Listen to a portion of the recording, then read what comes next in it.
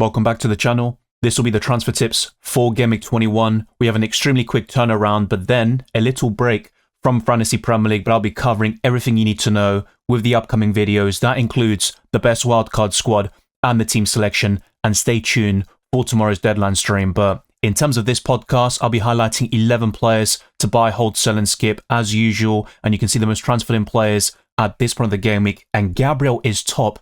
Despite facing Liverpool at home, he has scored in the last two Premier League matches. He made a critical error against Bournemouth, but he made up for it minutes later. Whenever Gabriel makes a big mistake, he always scores in the same game. Declan Rice, Thiago, Watkins, and Bruno Guimaraes complete the top 5 of the most transferred in players this week, with Rodgers, Chow, Tarkowski, Cherki, and Roofs also up there. And you can see the full top 20 list on screen. And towards the end of this podcast, I'll show you the most transferred out players going into Gameweek 21.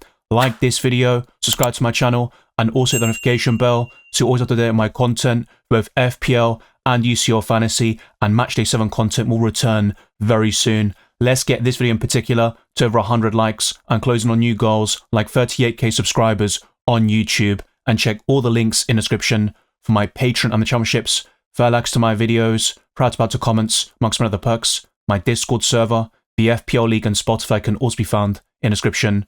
But without further ado, let's jump straight into it.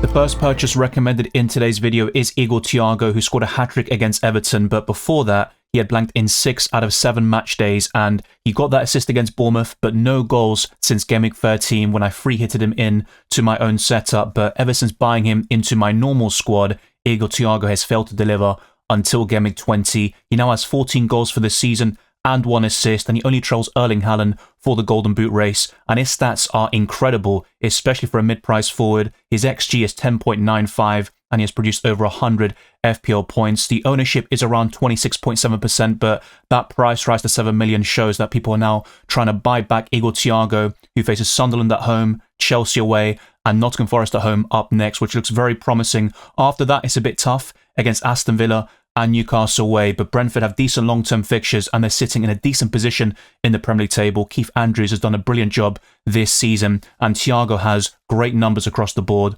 26 shots on target, 44 shots overall, and 42 shots inside the box. The XA is minimal at 0.63, but 24 big chances is right up there in the Premier League, with 3 big chances created and 9 key passes. And there is certainly a debate to only have 2 forwards in your setup with Erling Haaland and Igor Thiago. You cheap out the third option and invest the rest of your funds into the midfield and defensive line.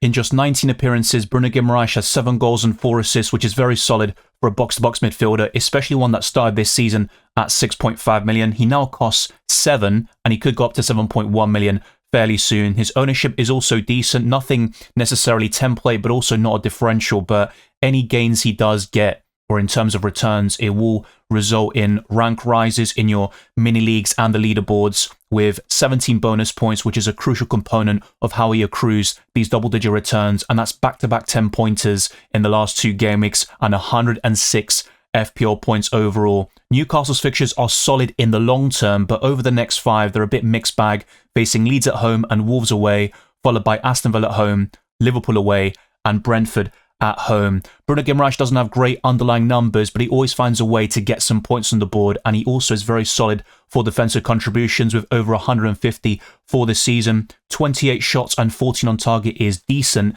and 11 shots inside the box is probably a little bit underwhelming. The XG is 3.16 and the XA is 2.09, with 6 big chances, 5 big chances created, and 25 key passes. But Guimaraes always finds a way to be quite consistent in FPL, and whilst I prefer Declan Rice, there is certainly a case to go for both of them on the wildcard chip, and he was in my own team not so long ago. I only sold him to facilitate a move to Hugo Ekitike. So Bruno Guimaraes is a purchase. You might see a downturn over the next 2 game weeks with promising fixtures, but essentially he can return against absolutely anybody, and he's worth including in your FPL team.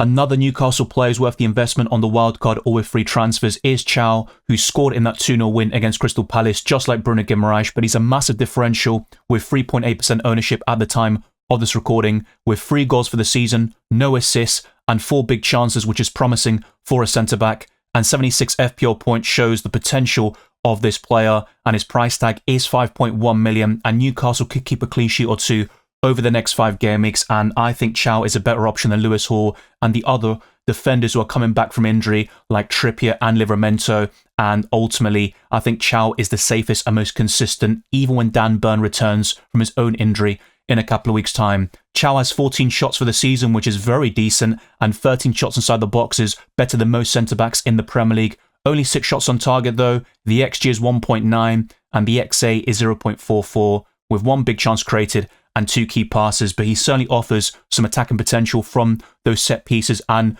also from the corners and free kicks. I think those specific scenarios is where he excels at, but even from open play, Newcastle are very good at crossing the ball in with the likes of Jacob Murphy, Lewis Hall, etc. And Chow will always be up there if Newcastle are chasing a goal. So I think he's worth buying, and he's one of my favourite defenders. I've been quite consistent on this in my recent wildcard videos, so if you are looking for a mid-price defender, I think Chow is one of the very best. Robert Sanchez missed out in that 1-1 draw against Man City due to a small injury, but he should be available for the Chelsea game. This was reported by a journalist called Nizar Kinsella, and he said he's out with a small muscle injury, and Fofana was the other absentee with a fever, so Chelsea could be reinforced over the coming days. Of course, they parted ways with Enzo Maresca. That was the big news in early January, but we got yet another managerial sacking in Ruben Amorim as well. But I think Sanchez is still in the top 5 best goalkeepers in the game, but at the likes of Roofs, Raya and Pickford would be above him in the pecking order. Sanchez has made 45 saves this season, keeping 8 clean sheets and accumulating 4 bonus points, and 72 FPL points is a decent tally for a goalkeeper at this stage of the season, and the ownership is 14.4%, and Chelsea now have promising fixtures on the horizon like Fulham away, Brentford at home, Crystal Palace away, who have been dreadful recently, West Ham at home, and Wolves away. I think Sanchez will start in Gameweek 21, and at 4.9 million, he offers decent value, and that's a nice entry point into that Chelsea defence, but there's also Chalobah and Reece James that you might be interested in. Now, Sanchez has 1 assist this season, which is always a blessing for a goalkeeper. 21 goals conceded and 200 shots conceded as well, and the expected clean sheets is 6.2 with 44 big chances conceded, and the XGC, which is expected goals conceded, is 25.8. But I think Sanchez is still right up there when it comes to goalkeepers. He'll be available for Gameweek 21 according to multiple reports, so I think he's worth holding on to in most situations. One of the biggest shocks of Gameweek 20 was Hugo Ekitike missing out against Fulham, so Cody Gakpo played in a more advanced position in that 2-2 draw, and Ekitike could be available against Arsenal coming up, and the following update was provided by Arne Slot a couple of days ago. Hugo travelled, he felt something during the training session, the scan showed it was delayed onset muscle soreness, and I think Ekitike could make it for that Emirates trip, and against Burnley at home he could be worth keeping for that fixture alone. After that it's Bournemouth away, Newcastle at home and Man City at home, and Ekitike has 8 goals and 2 assists, and the vast majority have come over the past month with 39 shots for the season and 84 FPL points. His ownership is now quite template at 35%, but it is slowly dipping because of that yellow flag and missing out entirely against Fulham. Facing Arsenal away will also push people to sell him, which is completely understandable. With 11 shots on target, that is extremely low for a player of Ekitike's quality, and also the amount of big chances that Liverpool usually create. 28 shots inside the box is decent, and the XG is 5.66, and the expected assist is 1.11, with 10 big chances, only 1 big chance created, and 11 key passes. But I think Ekitike is still worth holding on to in many situations, but I do understand the temptation to sell him and use those funds to upgrade other areas of the pitch, and I think Ekitike could be a cash cow over the coming weeks, but I would keep him for the next 2 to 3 fixtures at the very least, and I think he will make it for the Arsenal trip, and if he doesn't, he should be in the starting lineup against Burnley at home in Gameweek 22. On Monday evening, we got an update on Josko Gvardiol, and he's going to be out for a couple of weeks at the very least. It could even be several months, but in terms of the update we got several days ago, Guardiola said that the injury doesn't look good, and he also talked about Ruben Dias, who sustained a second-half injury against Chelsea. We'll see tomorrow. It doesn't look good, him and Ruben, so we'll see what happened. Dias was an injury too. Yeah, it looks like it. And also, it looks like it was a muscular issue. I didn't speak with the doctor, but if Ruben is out, it's because he felt something. And in the case of Gvardiol, he suffered a tibial fracture to his right leg, and that has been confirmed by Man City, and Gvardiol was looking quite promising in recent weeks with 2 goals and 2 assists, 77 FPL points, and a decent number of defensive contributions, 13 shots inside the box, and also 16 shots overall. The XG was 2.19, 2 big chances. The rest wasn't too great, to be fair, with Josko Gvardiol, but he's going to be out. And for those that have the Croatian, he is a very clear sell in Fantasy Premier League. We'll see what happens with Ruben Dias, who has been outstanding in FPL this season with defensive contributions in a lot of matches, and City have kept quite a few clean sheets this season, but they always seem to concede some big chances, and I think they've been quite shaky over the last couple of weeks, and we've seen that with drop points against Sunderland and Chelsea. So I think Gvardiol is a very clear sell at this point, and I would definitely prioritise Gabriel if you don't have him already, but except for the kind of obvious, the best defender in FPL, there is Jurrien Timber, who is worth considering. Even a cheaper option like Chow could also be a solid long-term replacement, and will be even more covered in the Best Wildcard Squad podcast. It's quite staggering that Virgil van Dijk hasn't scored in the Premier League so far this season. There was that contentious goal that was disallowed against Man City a couple of months ago, but he still has that capability of scoring a couple of goals from set pieces, and when it comes to DEFCON, not many are better than him, with 194 for the campaign and 73 FPL points. But in recent weeks, he hasn't secured DEFCON, and Liverpool are conceding in most matches, so not enough clean sheets to justify that 5.9 million price tag. You can certainly make a case for keeping Van Dijk for the Burnley at home fixture in Gameweek 22, but apart from that, I don't see Liverpool keeping many clean sheets against Arsenal, Bournemouth, Newcastle and Man City. In fact, out of those 4 matches, I would probably back them to keep 0, possibly 1 at a stretch, but that all depends on how Liverpool improve over the coming weeks. They still need a centre-back desperately, but because of the Gvardiol and Dias injuries, and we could see the Portuguese international missing out, Man City are interested in Mark Gay, who was linked heavily with Liverpool over the summer and almost joined the Premier League champions. Van Dijk's ownership is 23.3%. He is still a decent asset, and he'll be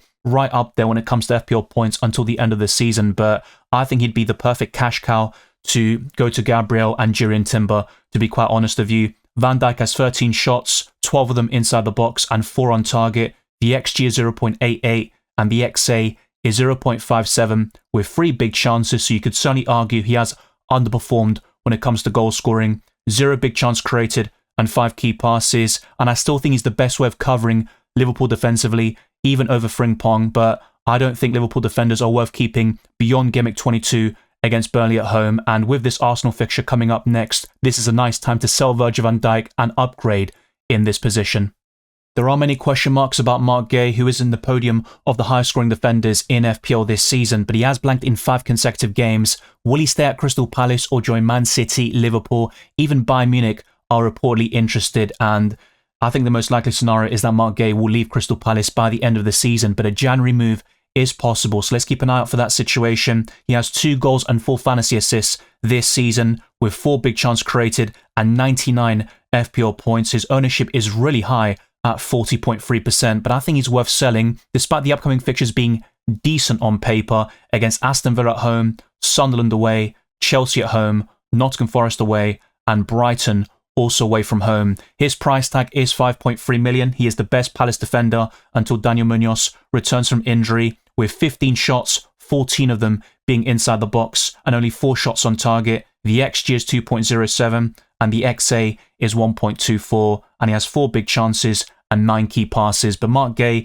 is worth selling right now. I prefer Chow, Gabriel, Timber, and a few other defenders, but you could certainly argue that in comparison to most of the others, Mark Gay is still right up there in the top 5. But you've got Chalobah, there's also Tarkowski and Keane, who face Wolves at home next, and Everton have promising fixtures despite their 4-2 loss against Brentford last time out. So I think Mark Gay is worth selling, and if you want to go a bit differential, you can use this as an opportunity to go for someone either even cheaper with much lower ownership, with either better fixtures or superior form. It was only a couple of weeks ago that I talked about holding Nick Voltemada, and he scored a brace against Chelsea to reward owners and their patience, but it has been a different story ever since, with some benchings here and there. Vissa has come into really good form across all competitions, and the minutes are going to be shared between them over the course of the season, and I'd rather avoid that until we see a clear starter up front for Newcastle. I think it's probably best to go for Bruno Guimaraes in the midfield, one of their defenders like Chow, and that's about it. Despite them having some of the best long-term fixtures until February, and Newcastle are ranked near the top of the FDR the fixture difficulty rating alongside Arsenal when it comes to the quality of their fixtures. Voltemada has 7 goals and 2 assists this season with 12 big chances and 73 FPL points. The ownership is 17.3%, but he has gone down in price to 7.3 million. Only 26 shots and 11 shots on target and 24 shots inside the box. The XG is 5.79 and the XA is 0.46 with only 1 big chance created and 9 key passes. But with the rotation, the Visa factor, and Newcastle rotating quite heavily in the forward line, I think Nick Voltemada is a clear sell. Jeremy Frimpong has returned in 4 consecutive matches, and some of them have been off the bench. That includes the assist against Fulham. He has 4 assists for the season, no goals, and I thought he would have scored a few by now because he showed so much attacking potential with Bayer Leverkusen, and I talked a lot about him in UCL Fantasy last season. The expected assist is actually very low at 0.63 and 26 FPL points. Goes to show that the inconsistencies of minutes with the amount of injuries he's had and Liverpool's dreadful form defensively, I think it's just not worth investing this much money on Frimpong, who could be a decent 1-week punt against Burnley at home. And I talked about this on Discord and across different platforms with the viewers about him being a decent sort of short-term punt in certain match days that just went by, but I just don't like him long-term. Arsenal away next, I definitely wouldn't invest in him for that fixture. I know he's got the ability to return against big opponents. That includes Newcastle, Man City coming up as well, Bournemouth away. Frimpong can return against absolutely anybody, but in terms of consistency and stability, you're not going to get that from the Dutchman. He has a high ceiling and he's a very exciting pick when things work, but I don't think that'll be the case over the next month. He only has 3 shots and 1 on target. I know he's only played 8 matches and a lot of them have been off the bench with reduced minutes. 2 shots inside the box. The XG is 0.1, and of course, the amount of big chance created is 2, 0 big chances, and 4 key passes. So I think Frimpong is worth skipping right now. And that even goes for the Burnley at home fixture. If you are in a position where you're wildcarding in Gameweek 23 and want a 1-week punt in your defensive line, then Frimpong could work against the Clarets. But otherwise, I think you should steer clear from Frimpong. The budget pick this week is Mickey van der Ven. He only costs 4.5 million. The ownership is 27.3%, so he's still template, but a lot of people have sold him over the last couple of months, and he has returned 24 points over the last 3 game weeks for a combination of a clean sheet, defensive contributions, and he got the assist, of course, in that draw against Sunderland. He now has 3 goals and 1 assist this season. He's showing much more attacking potential. Only 4 shots on target, though, so you could argue it is unsustainable, but he has been very clinical so far this season with 89 FPL points, and he faces Bournemouth away next, followed by West Ham at home and Burnley away. So over the next 3 fixtures, you could start Van der Ven in at least 2 of them. Then it's Man City at home, followed by Man United away. But he could rotate very well with the other defenders I've talked about in this video. He has 11 shots for the campaign, 4 on target, 9 shots inside the box. The XG is quite promising at 2.13. The XA not so much though at 0.31 with 3 big chances, 1 big chance created and 4 key passes. But Van der Ven is certainly the best way to cover Tottenham defensively and probably the best asset overall. If you are looking for a defender at 4.5 million or below, I would pick Mickey van der Ven at this moment in time. When it comes to the most transferred out players at this point of the game week, Hugo Ekitike is top by some distance, so this is not going to change. Ekitike will be the most sold player going into Game Week 21 with almost 450,000 managers selling the Frenchman. Foden is second with Voltemada, Timber and Semenyo completing the top 5, and he may have played his last game in a cherry shirt. He is on the verge of joining Man City in January. Gvardiol, Raya, Mark Gay, Saka, Cucurella complete the top 10. You've also got Van Dijk, Minter, Eze, Calafiori, Kudus, Wilson, Chalobah, Calvert-Lewin, Pedro Neto and Robert Sanchez in this top 20. But some of these options are worth holding on to, as discussed in this video and in recent wildcard and Transfer Tips podcasts. Thank you very much for watching this video and listening to this podcast. If you enjoyed it or found insightful, then like this video, subscribe to my channel, and also hit the notification bell so you're always up to date on my content, both FPL and UCL Fantasy. Let's get this video in particular to over 100 likes and closing on new goals like 38k subscribers on YouTube. Follow me on X, Instagram and Blue Sky, DylanRCM, and check all the links in the description for my Patreon and the championships, fair access to my videos, proud to power to comments, amongst many other perks. My Discord server, the FPL League and Spotify can also be found in the description. I'll see you very soon for even more FPL content. That includes the deadline stream tomorrow for Gameweek 21 and keep your eyes peeled for Matchday 7 content in UCL Fantasy.